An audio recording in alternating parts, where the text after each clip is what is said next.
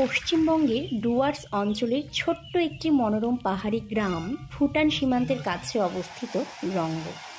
পাহাড়ি নদীর ধারে সুন্দর অব্বিট মনোরম ঠিকানা, যেখানে কম ভিড় এবং তবুও প্রাকৃতিক সৌন্দর্যে পরিপূর্ণ।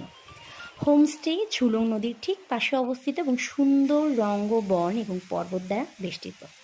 হোমস্টের পাশে ঝুলংঝোড়া এঁকে বেঁকে গিয়ে মিশছে জলঢাকা নদীতে। নদীর উপরে ছোট্ট একটা ব্রিজ, পা দিতেই নড়ে উঠবে দোলনা ব্রিজটা।